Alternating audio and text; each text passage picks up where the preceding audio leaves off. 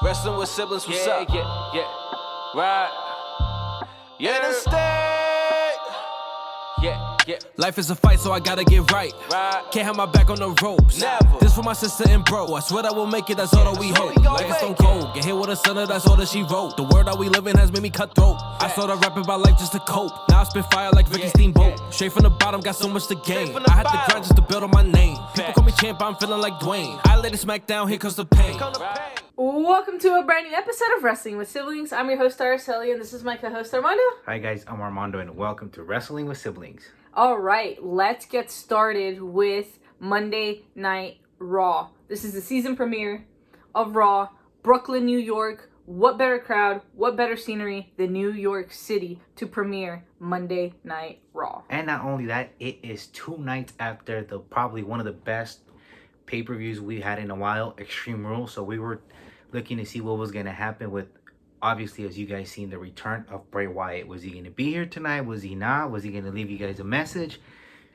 We're going to get all into that right now in this episode of Wrestling with Siblings. Also, stay tuned for our Extreme Rules review coming later this week. But none other than the Bloodline opens up Monday Night Raw. You can't go any bigger than the Bloodline. They are at the top of the game right now. And we basically have Roman Reigns come out and he's like, you know what?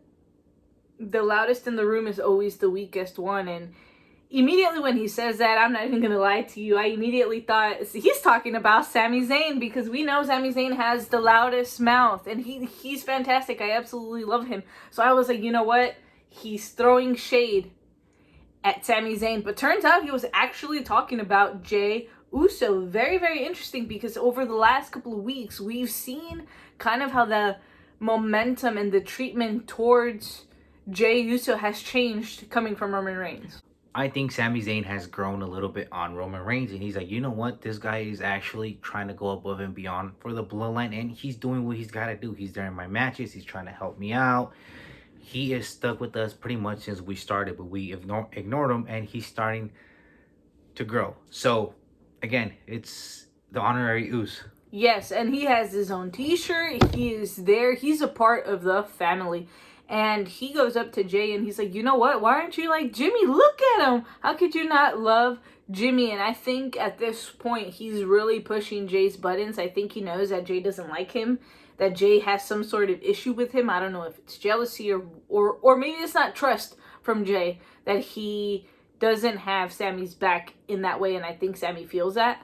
So he's out here throwing like little shades at him. You know what? I think this is going to be the breaking point of the Bloodline. I think Sami Zayn is going to take them to that level. Yeah, I have to agree with you on that. I think Jey, I'm not saying he's jealous, but I think he's upset at Roman because he let an outsider like Sami Zayn into the Bloodline, where in the Bloodline it's everybody's family. So I think that's what kind of like it's throwing Jey off, just because of that situation. It's not family. He's an outsider. And on top of that, he is paying attention to Sami Zayn more than what he is doing to his cousins. 100%. And we have Matt Riddle come out and he is like, you know what? I tapped out Seth Rollins in the fight pit. I need one of you guys to step up, because obviously he challenges Roman Reigns and Roman is like, nope, I will not defend the championship tonight in Brooklyn. So he says, you know what? Somebody needs to step up. And Jey immediately suggests Sami Zayn, and Sami's like, you know what? I got this. I will go out there and represent the Bloodline the way they should be represented. Yeah, again, Jey trying to set up Sami Zayn for failure. Let's see if it works out or not. We'll find out. And not only that, Jey is trying to set up Sami Zayn. But again, if I was Riddle, I would come out and challenge Roman Reigns. Why? Because after having that huge win 2 days ago at Extreme Rules, my confidence would have been off the roof too. So I don't blame Riddle for trying to get into the title picture again. 100%.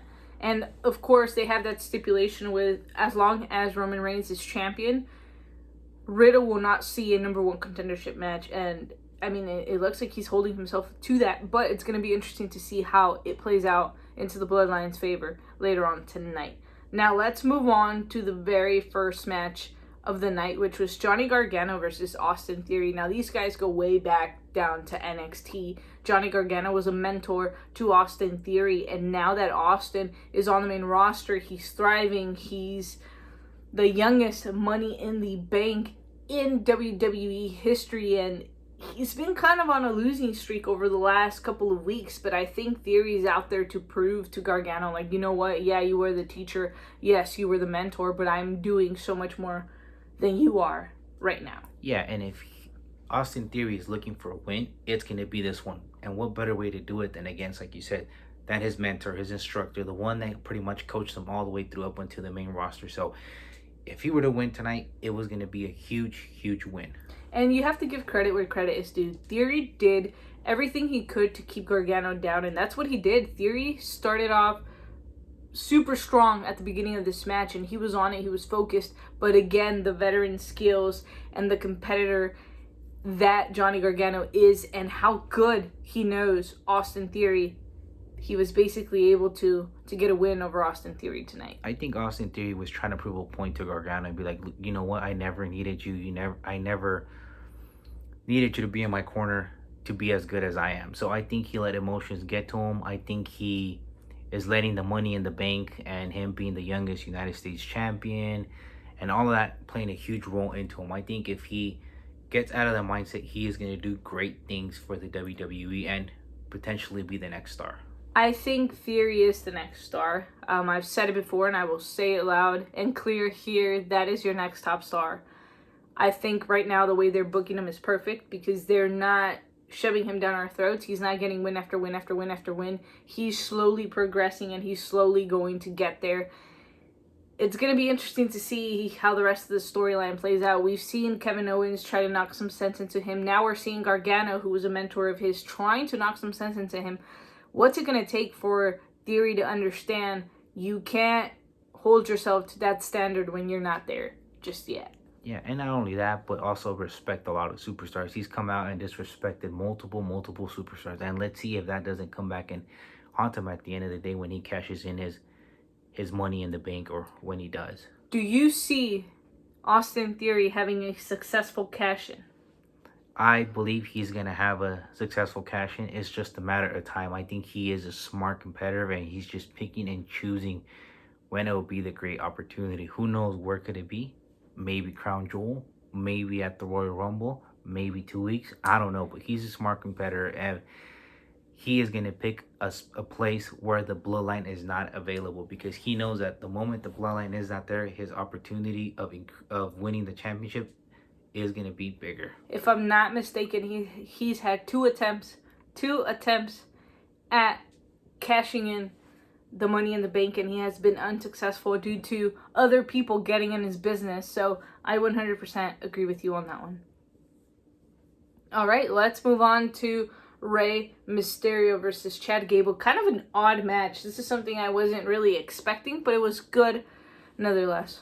Yeah, and it was a great opportunity for Rey Mysterio to get back on track, to get back into the winning streak, right? Because as you guys know, he's been feuding with the Judgment Day and Dominic Mysterio. So he looked pretty good in this match. As the match went further and further, it benefited Rey Mysterio. Yes, but then his biggest nightmare shows up, and that is Dominic and Rhea Ripley.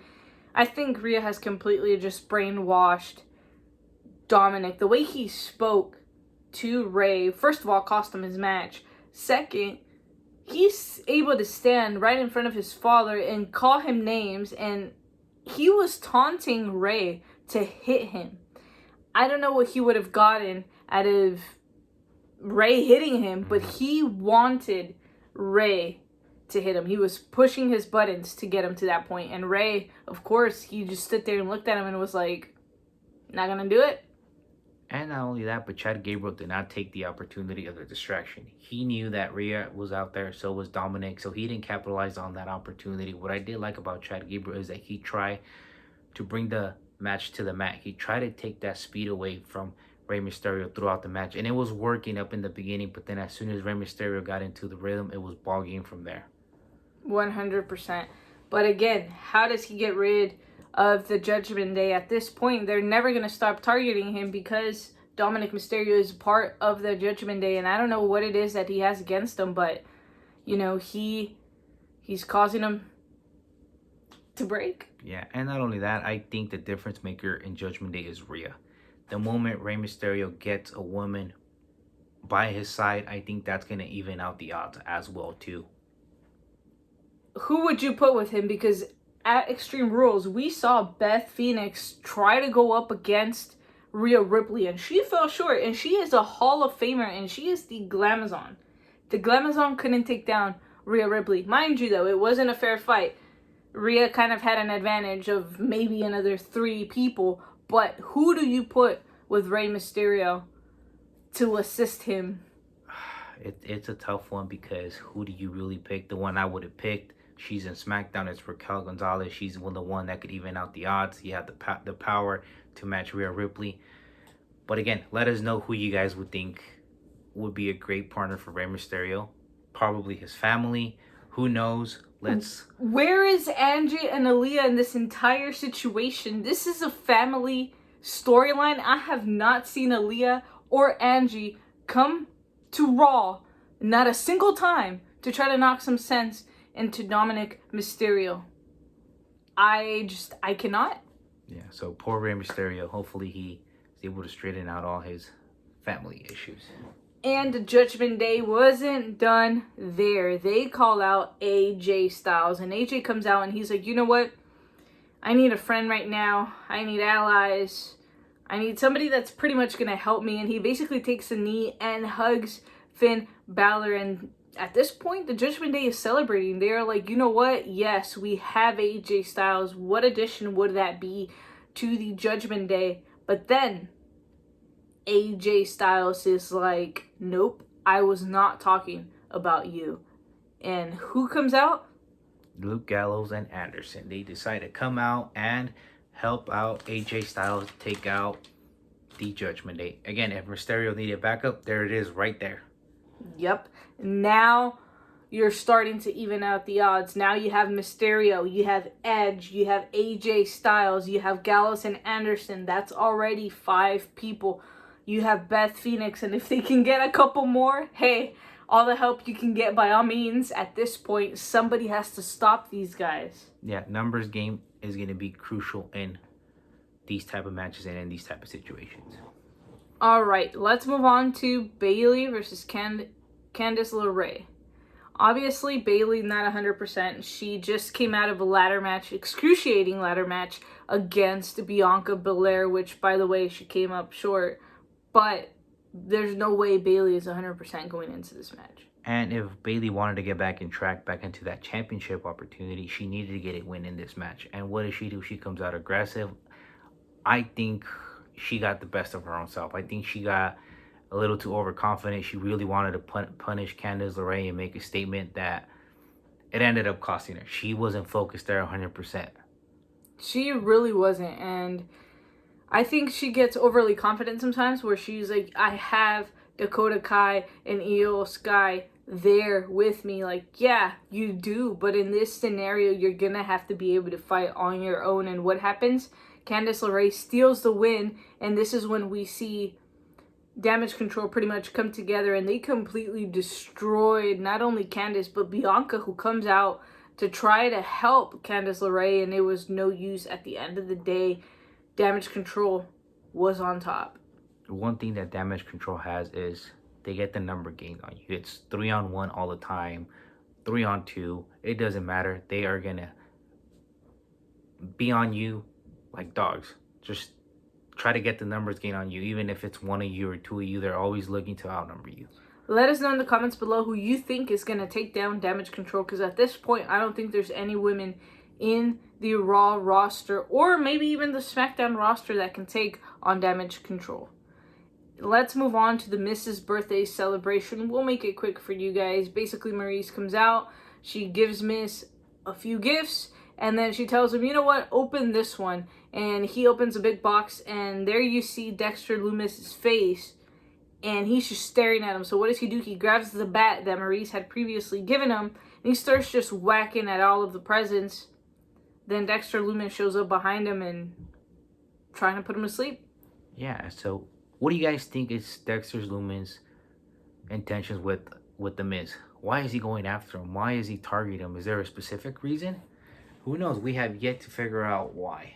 And I have to agree with Miz here. He's like, I have done nothing to Dexter Lumis. For as far as we know, there has been nothing there. And I think it's kind of messed up how he just left Maurice in the ring with Dexter Lumis just there. Like, come on, Miz. At least protect your wife before running away. But I don't blame him. He got kidnapped. Nobody really knows what happened. There's so many unanswered questions in this storyline. I think what Dexter Lumis is trying to do, and you know, this might not make sense to you guys, but I think Dexter Lumis knows that if you go with Miz or you have any type of mix-up with The Miz, you're automatically going to be a star. I mean, we've seen it with Logan Paul. We've seen it with Bad Bunny. We've seen it with everybody that Miz has faced. So could that be a potential reason why he's like, you know what? What if I beat him and I get a contract? Because keep in mind, he got released. So who knows? That might be his strategy. And if it is, that's brilliant for Dexter Lumis. And we'll find out next week because he is going to face Dexter Lumis next week on Raw. If The Miz wins, Dexter Lumis disappears and is never allowed to come back. Mind you, DX were the ones that said this. It didn't really come from an official. But given the plug that they kind of have, you know, I wouldn't be as surprised. But if Dexter Lumis wins, he stays and he gets a WWE contract. So the odds aren't really in Miz's favor, but he has to find some way to beat Dexter Lumis in order for him to get what he wants. And that's what I'm saying. That could potentially be Dexter Lumis' strategy, and his plan might be working. Who knows? But again, let us know what you guys think in the comments below. Let's move on to the very next match, which was Omos versus Robert Adams and Joseph Torres. They are homegrown talent. Basically, this match is a squash match. He comes out, completely destroys and dominates both Robert and Joseph. And I mean, if I were the roster, I'd be very scared because it looks like he's coming for everybody, and I'm surprised he's not champion yet.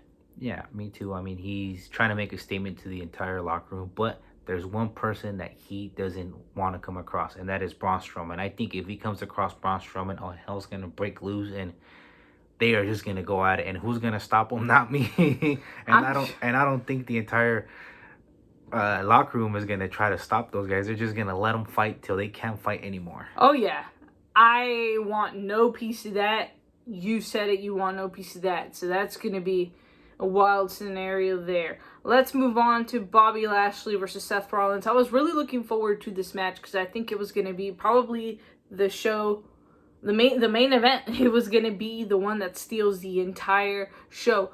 But before this match even starts, we get the return from none other than the Beast, Brock Lesnar. And he comes out and just attacks and completely destroys our champion, Bobby Lashley. Yeah, and everybody's wondering why. I think they got unfinished business, as we saw in last year's Royal Rumble. Their match wasn't up to the hype. I think this match has years in the making because why? When Brock Lesnar left, Bobby Lashley came in, and then Lashley left, and then Brock Lesnar came in. So they really haven't faced each other. I mean, you have two beasts, pretty much, if you want to call it, two bulls going at it, and I think they want to settle their differences, and what better way to do it than doing it against each other one-on-one, and let's just see where they're going to face each other at. This is going to be a brutal match.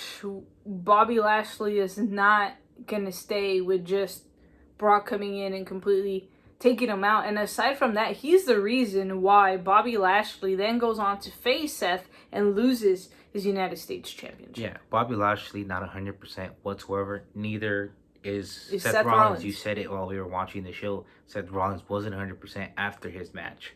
So they evened out the odds.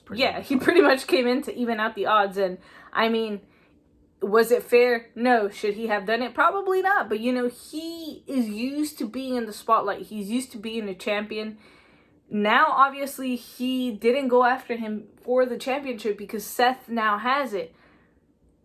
And obviously, Bobby Lashley is very, very, very upset because He lost. He lost. And he wants to get his hands really, really bad on Brock Lesnar. So I'm excited to see that one. It's been one of my dream matches because, like I said, these two beasts are going to go at it and there's going to be total chaos. 100%. Let's move on to our main event, which is Matt Riddle versus Sami Zayn. Sami goes into this match very confident, very cocky. Right off the bat, you try to see Jay trying to support and trying to help Sami Zayn, which is what the tribal chief told him to do. He's like, you have to be there for him. You have to support him. You have to make sure he wins his match. And that's what Jay was trying to do. And you immediately see Sami Zayn, no, stop. Do not get involved. I don't need your help. I could do it on my own. That is the confidence level of Sami Zayn right now. Yeah, because he knows he's got the bloodline behind his back. He knows he's got the tribal chief Roman Reigns behind him too as well. But again, those mind games, I think he's playing mind games with Jey Uso, trying to get under his skin. And I think it's starting to work because what is he going to tell Roman? Oh, you know what, Roman? I lost because Jay was trying to get involved and I got distracted. So who knows? Who knows what his strategy is too? But again, he is getting under Jay's skin. That is brilliant, brilliant strategy. And could he possibly want to take Jey Uso's spot in the bloodline?